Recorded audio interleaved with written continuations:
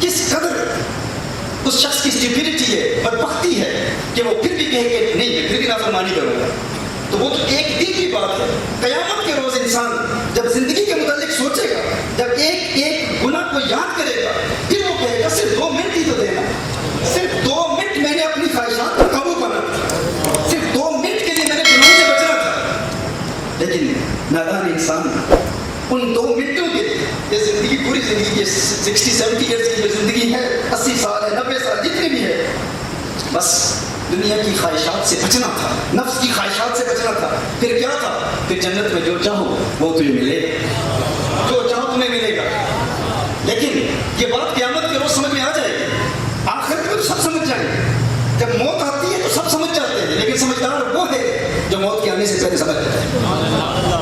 سمجھدار حقیقتاً وہی ہے. وہاں تو سب کو سمجھ آ جائے گی، اس وقت تو ہر بندہ سمجھ جائے گا اس وقت کی حقیقت کیا ہے، اس وقت کی اہمیت کیا ہے، اس وقت کی قیمت کیا ہے جو ہم دنیا کے معاملات میں برباد کر رہے ہیں. اب دیکھیے، ایک تو العصر کی تفسیر یہ ہے کہ اللہ جل وعلا مطلقاً زمانے کی قسم یاد فرما رہا ہے، اور ایک عصر کی نماز کی قسم. نبی کریم صلی اللہ علیہ وسلم کا فرمان ہے، صحیح بخاری شریف کی حدیث ہے، حضور اکرم صلی اللہ علیہ وآلہ وسلم نے ارشاد فرمایا اس کی نماز عصر قضا ہو گئی گویا اس کے تمام مال اور اہل و عیال ہلاک ہو گئے. اور مسند احمد کی حدیث حضور اکرم صلی اللہ علیہ وسلم نے ارشاد فرمایا جس کی نماز عصر قضا ہوگی اس کے سارے اعمال برباد ہو گئے، سارے اعمال برباد ہو گئے. اللہ جل وعلا عصر کی قسم یاد فرما کر ہمیں نماز کی اہمیت کا پیغام دے رہا ہے. اور ایک عصر کا معنی عصر کا وقت ہے، وقت عصر ہے، کیونکہ یہ مختصر وقت ہوتا ہے. تو اس میں پیغام ہے کہ سورج ڈوبنے والا ہے، یعنی تمہاری زندگی کا سورج ڈوبنے والا ہے، جلدی کرو، بہت کم وقت ہے، شام ہونے والی ہے. لوئی لوئی کڑی ہے بھر لے پانڈا جے تو پانڈا پڑنا شام گئی پھر شام محمد کا جانے نہیں. یہ پنجابی میں دیگر کا لفظ بھی استعمال ہوتا ہے، دشمن مرے تھے خوشی نہ کریے، سگن بھی مت کرنا، دیگر دن گیا محمد اولک نے ڈوب جانا. تو یہ جو عصر کا وقت ہے اللہ جل وعلا اس کی قسم یاد فرما رہا ہے. والعصر ان الانسان لفی خسر.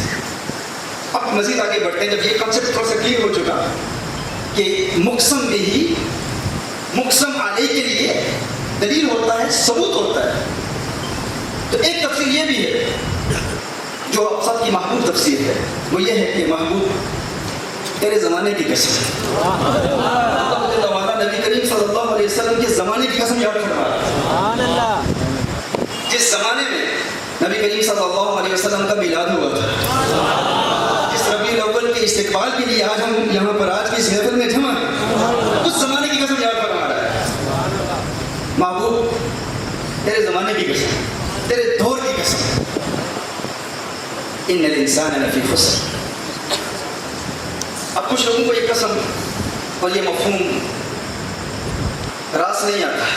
ابھی ہم آ رہے تھے تو سفر پر ایک عجیب قسم کی مخلوق ہمارے دوستوں کو ملی، عجیب عجیب سوالات، عجیب عجیب اعتراضات. تو ہم کہتے ہیں کہ ہماری یہ جو جنرل پبلک کے ساتھ محافل ہماری ہوتی ہیں ان کنونشنز میں میرے حال مخاطب کو دیکھ کر بات کی جاتی ہے. اگر ہم سے کچھ سوالات کرے گا تو ہم علمی جواب دیں گے. وہ کہتے ہیں کہ آپ کے جو اسٹوڈیوز میں لیکچرز ہوتے ہیں وہ قرآن و سنت کی روشنی میں دلائل میں، لیکن آپ جب عوام الناس کے سامنے بیان کرتے ہیں تو وہ بیان ہمیں سمجھ میں نہیں آتے، کیونکہ وہ جذباتی ہوتے ہیں، ان میں اشعار ہوتے ہیں اور ان میں پھر واقعات ہوتے ہیں اور پھر ان میں امام احمد رضا کی باتیں زیادہ ہوتی ہیں، دنیا کی باتیں زیادہ ہوتی ہیں. لیکن اسٹوڈیو میں وہ قرآن و سنت کے جو ہے تو یہ فرق کیوں ہے؟ تو ظاہر ہے کہ ہم اپنے مخاطبین کا حال دیکھ کر بات کرتے ہیں کہ یہ تو سارے ماننے والے بیٹھے ہیں، لیکن بڑی عجیب بات ہے وہ چھوٹی چھوٹی ہماری کلپس جس میں ہم کرامات اولیاء بیان کر رہے ہیں، لیکن جو اصول پہلے دے رہے ہیں وہ کاٹ دیا جاتا ہے، چھوٹی چھوٹی کلپ ڈال کے پھر ان پر اعتراضات کرتے ہیں. تو یا تو ہمارے ساتھ بیٹھیں گفتگو کریں. تو اسی لیے میں نے شروع میں